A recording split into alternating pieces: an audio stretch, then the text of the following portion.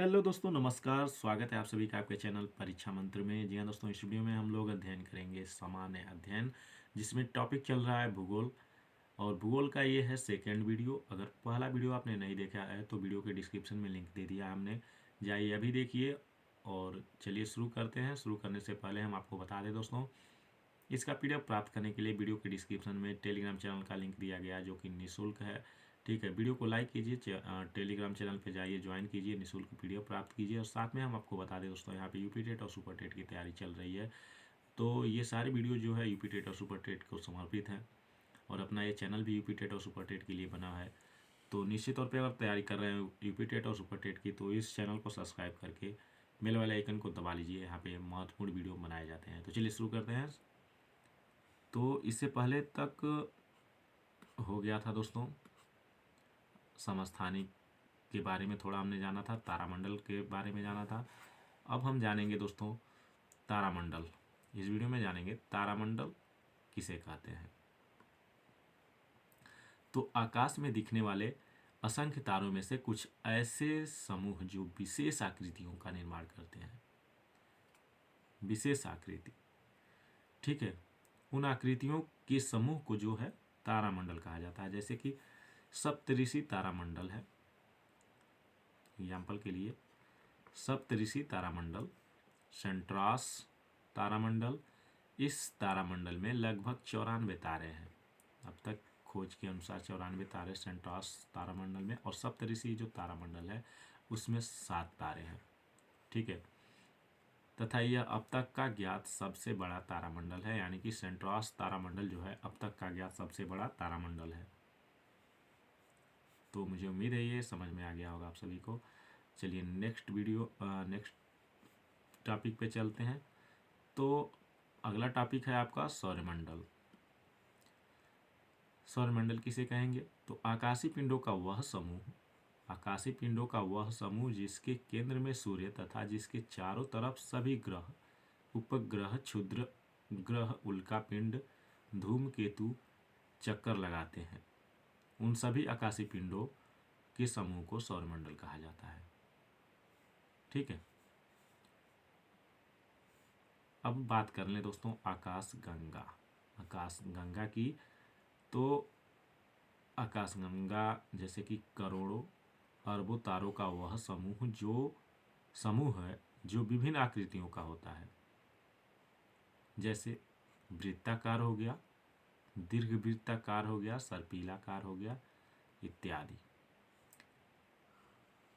एक बात याद करिएगा, हमारी पृथ्वी जो है जिस भी आकाशगंगा में है, मतलब जिस आकाशगंगा में है, उस आकाशगंगा का नाम क्या है? तो दुग्ध मेखला यानी कि मिल्की वे। याद रखिएगा, पूछता है परीक्षा में। तथा उसकी आकृति जो है सर्पिलाकार है।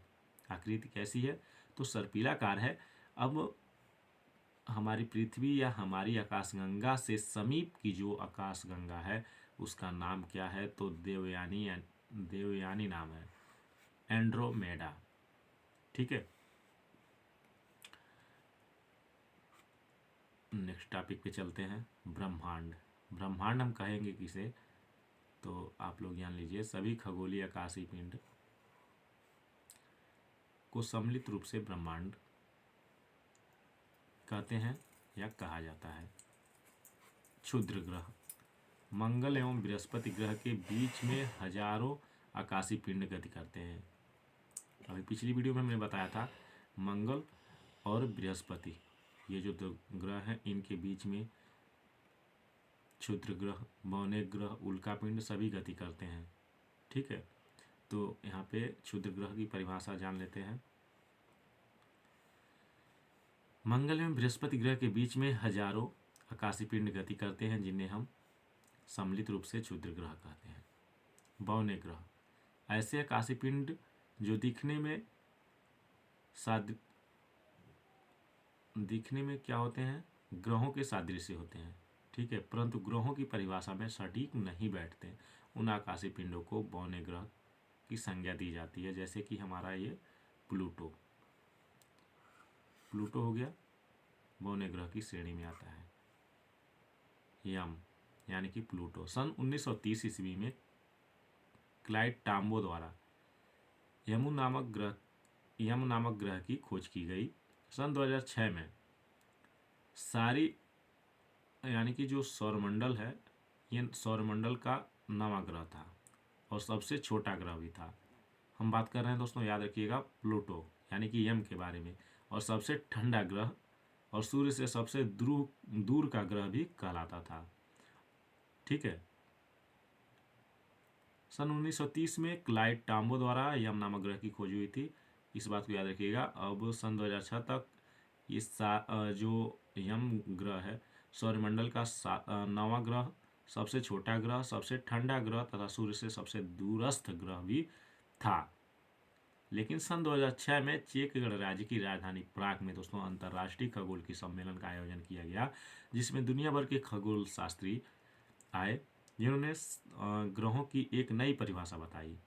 अब नई परिभाषा क्या थी, जिसमें पहला पॉइंट था कि ग्रह को सूर्य के चारों ओर परिक्रमा करते हुए किसी अन्य ग्रह की परिक्रमण पथ को काटना नहीं चाहिए, यानी कि ग्रह वही होंगे जो अपनी परिक्रमा मार्ग के अलावा किसी अन्य ग्रह के परिक्रमा मार्ग में नहीं जाएंगे। दूसरी बात उन्होंने यह निर्धारित की कि ग्रहों के आकार सदैव एक समान होंगे तो वो ग्रह कहलाएंगे, जबकि यम जो है अपने निकटतम ग्रह वरुण के परिक्रमण पथ को काटता भी है तथा उसकी आकृति में परिवर्तन होता रहता है, जिसके कारण प्लूटो नामक ग्रह को ग्रह की श्रेणी से बाहर कर दिया गया और उसे बौने ग्रह के रूप में जाना जाता है। आज क्लियर हो गया होगा। चलिए आगे बढ़ते हैं।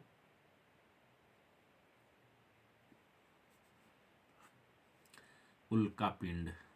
उल्कापिंड आकाश में गति करते हुए आकाशीय पिंड। ध्यान दीजिएगा, आकाश में गति करते हुए आकाशीय पिंड जब पृथ्वी के समीप से गुजरते हैं तो पृथ्वी के गुरुत्वीय बल के कारण वह पृथ्वी की ओर आने लगते हैं। किस बल के कारण? गुरुत्वीय बल के कारण। और वायुमंडल में प्रवेश करते ही घर्षण के कारण वह जलने लगते हैं, जिससे हम टूटता हुआ तारा समझ लेते हैं। ठीक है। छोटे उल्कापिंड जो होते हैं जलकर भस्म हो जाते हैं, लेकिन बड़े बड़े जो उल्कापिंड होते हैं पृथ्वी पर गिरते हैं और बहुत सारे नुकसान पहुंचाते हैं। यदि बड़े आकार का उल्कापिंड पृथ्वी पर गिरता है तो पृथ्वी सतह पर गड्ढा हो जाता है, जिसमें पानी भरने से एक प्रकार की झील का निर्माण भी होता है। ठीक है, जिसे क्रेटर झील कहते हैं। भारत में एकमात्र क्रेटर झील है, याद रखिएगा, वो भी कहाँ है? महाराष्ट्र के बुल्ढाना जिला में। ठीक है, जिसका नाम क्या है? लोनार झील। क्या नाम है मित्रों? लोनार झील। याद रखिएगा, लोनार झील। चलिए नेक्स्ट टॉपिक पे चलते हैं। पुच्छल तारा या धूमकेतु। यदि कोई आकाशीय पिंड गति करते हुए सूर्य के करीब से गुजरता है तब वह जलने लगता है। यानी कि ऐसे आकाशीय पिंड जो सूर्य की परिक्रमा तो सभी जानते ही करते हैं, सभी आकाशीय पिंड क्षुद्र ग्रह जो भी हैं सूर्य की परिक्रमा करते ही हैं। यदि वह आकाशीय पिंड गति करते हुए जब सूर्य के करीब से गुजरता है तो वह जलने लगता है, जिसके कारण सूर्य से विपरीत दिशा में उसकी एक सैकड़ों किलोमीटर लंबी पूंछ बनती है। याद रखिएगा, सूर्य के विपरीत दिशा में सैकड़ों उसकी जो पूंछ बनती है, सूर्य के विपरीत दिशा में सैकड़ों किलोमीटर लंबी पूंछ बनती है। इसी कारण उसे हम पुच्छल तारा कहते हैं। प्रसिद्ध हेली धूमकेतु जो है पृथ्वी से हर 76 वर्ष बाद दिखाई पड़ता है। पिछली बार वह सन 1986 में, याद कीजिएगा, सन 1986 में दिखा था। अब भविष्य में वह सन 2062 में दिखाई देगा। ये प्रश्न पूछता रहता है। अब हम बात करेंगे ग्रह। ग्रह हमारे कितने हैं? 8 ग्रह हैं। 8 ग्रह हैं। ठीक है। बुध ग्रह यानी कि सूर्य से सबसे नज़दीक का ग्रह है। ठीक है। बुध ग्रह जो है सूर्य से सबसे नज़दीक का ग्रह है, सबसे सौरमंडल का सबसे छोटा ग्रह है। बुध ग्रह सौरमंडल का सबसे छोटा ग्रह है, सूर्य से सबसे नज़दीक का ग्रह है। सूर्य की परिक्रमा सबसे कम समय यानी कि 88 दिन में पूरा करता है। इसका कोई उपग्रह नहीं है। ठीक है। तो बुध के बारे में इतना ही महत्वपूर्ण चीज़ें हैं जो परीक्षा में पूछती रहती हैं। अब बात कर लेते हैं शुक्र की। शुक्र जो है सूर्य से दूरी के क्रम में दूसरा निकटतम ग्रह है। सूर्य दूरी के क्रम में निकटतम ग्रह है, ठीक है। आकार में छठा बड़ा ग्रह है, शुक्र की बात हो रही है, ठीक है। आकार में छठा बड़ा ग्रह है। उपग्रहों की संख्या कितनी है तो पूछता है, तो इसकी उपग्रहों की संख्या जो है 0 है, एक भी उपग्रह नहीं है। सौरमंडल का सबसे गर्म ग्रह है। कारण इसका है कि इसके वायुमंडल में CO2 की मात्रा अधिक होने के कारण गर्म है, ठीक है। सबसे चमकीला ग्रह है। शुक्र को भोर का तारा यानी कि मॉर्निंग स्टार, शाम का तारा इवनिंग स्टार कहा जाता है। पृथ्वी के लगभग बराबर थोड़ा छोटा होने के कारण इसे पृथ्वी का जुड़वा बहन भी कहा जाता है, ठीक है। मुझे उम्मीद है आप सभी को क्लियर हो गया होगा। चलिए आगे बढ़ते हैं। इसका घूर्णन जो है पूर्व से पश्चिम होने के कारण यह सूर्योदय पश्चिम में तथा सूर्यास्त पूर्व में होता है। याद कीजिएगा, ध्यान दीजिएगा इस बात को। घूर्णन इसका कहाँ होता है? पूर्व से पश्चिम। पूर्व से पश्चिम होने के कारण सूर्योदय पश्चिम में तथा सूर्यास्त पूर्व में होता है। शुक्र ग्रह का दिन जो है उसके वर्ष से बड़ा होता है, अर्थात शुक्र ग्रह अपना घूर्णन पूरा करने से पहले ही अपना परिक्रमण पूरा कर लेता है, ठीक है। अपने धुरी पर ये एक चक्कर अभी नहीं घुमा होता है, उससे पहले जो है ये सूर्य की परिक्रमा कर लेता है, ठीक है। पृथ्वी जिस ग्रह पे हम लोग रहते हैं, सूर्य से दूरी के क्रम में तीसरे स्थान पर है और आकार में 5वां बड़ा ग्रह है। इसके उपग्रह की संख्या जो है 1 है, सभी को पता ही है। पृथ्वी को नीला ग्रह भी कहा जाता है। कारण इसका है कि पृथ्वी के 71% हिस्से पर जलमंडल विद्यमान है, ठीक है। नेक्स्ट, मंगल, मार्स सूर्य से दूरी के क्रम में चौथे स्थान पर है, ठीक है। आकार में 7वें स्थान पे है और उपग्रहों की संख्या 2 है। पहला फोबोस, दूसरा टीमोस। टीमोस जो है सौरमंडल का सबसे छोटा ग्रह है। मंगल ग्रह पर जो है सौरमंडल का सबसे ऊंचा पर्वत निक्स ओलंपिया, याद रखिएगा, निक्स ओलंपिया स्थित है, जिसकी ऊंचाई जो है 25 किलोमीटर है। बृहस्पति सूर्य से दूरी के क्रम में 5वें स्थान पर तथा आकार में सबसे बड़ा ग्रह है बृहस्पति, ठीक है। इसे पीला ग्रह भी कहा जाता है। बृहस्पति ग्रह का घूर्णन गति सर्वाधिक तथा शुक्र ग्रह की घूर्णन गति सबसे कम है, ठीक है। बृहस्पति ग्रह के चारों ओर उपग्रहों की संख्या सर्वाधिक है। बृहस्पति ग्रह के चारों ओर अनेक उपग्रह तथा आकाशीय पिंड गति करते हैं। इस कारण इसे लघु सौरमंडल यानी कि मिनी सोलर सिस्टम भी कहा जाता है। बृहस्पति ग्रह का उपग्रह जो है गैनीमीडा सौरमंडल का सबसे बड़ा उपग्रह है, ठीक है। शनि, सैटर्न सूर्य से दूरी के क्रम में छठे स्थान पर तथा आकार में दूसरा बड़ा ग्रह है, ठीक है। शनि जो है अंतिम ऐसा ग्रह है जिसे हम दूरबीन की सहायता से देख सकते हैं। शनि का घनत्व तो सबसे कम, पानी से भी कम होता है, ठीक है। घनत्व के बारे में थोड़ा सा जानकारी आपको हम दे दें। घनत्व की परिभाषा ही पहले जान लेते हैं। किसी वस्तु के द्रव्यमान एवं आयतन का अनुपात उस वस्तु का घनत्व कहलाता है, ठीक है। घनत्व बराबर होता है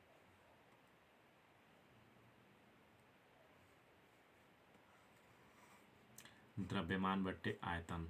घनत्व का MKS अथवा SI मात्रक जो है किलोग्राम प्रति मीटर क्यूब। घनत्व का CGS मात्रक है ग्राम प्रति सेमी क्यूब। जल का घनत्व जो है 4 डिग्री सेंटीग्रेड पर कितना होता है, तो 1 ग्राम प्रति सेमी क्यूब होता है। ठीक है। शनि ग्रह का कुल घनत्व जो है 0.7 ग्राम प्रति सेमी क्यूब। इसी कारण शनि ग्रह को जब जल में डुबोया जाएगा तो वह डूबेगा नहीं, तैरेगा। मित्रों याद रखिएगा, तैरेगा। 8 ग्रहों में सबसे कम घनत्व वाला ग्रह शनि तथा सबसे अधिक घनत्व वाला ग्रह जो है हमारी पृथ्वी है। पृथ्वी का औसत घनत्व जो है बता दें आपको 5.52 ग्राम प्रति सेमी क्यूब है। ठीक है। शनि ग्रह के चारों ओर जो है विभिन्न गैस जो है संघनित अवस्था में मौजूद हैं। हमें पृथ्वी से देखने पर छल्ले वलय रिंग के रूप में दिखाई देते हैं। इसी कारण शनि ग्रह को छल्लों वाला ग्रह प्लेनेट ऑफ द रिंग भी कहा जाता है। शनि ग्रह के उपग्रहों की संख्या जो है बृहस्पति ग्रह से कम तथा शनि ग्रह का सबसे बड़ा उपग्रह जो है टाइटन पृथ्वी के सादृश्य है। ठीक है। हम बात कर लें दोस्तों अरुण की, तो अरुण को हम पढ़ेंगे नेक्स्ट वीडियो में। तब तक के लिए आप सभी का धन्यवाद।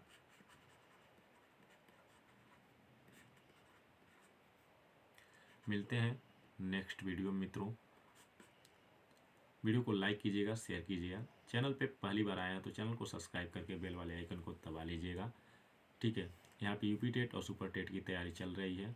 पीडीएफ प्राप्त करने के लिए वीडियो के डिस्क्रिप्शन में टेलीग्राम चैनल का लिंक दिया गया है, जिसे जाकर आप ज्वाइन कीजिए और पीडीएफ वहाँ पे आपको मिल जाएगा निःशुल्क। धन्यवाद मित्रों, आप सभी का दिन मंगलमय हो।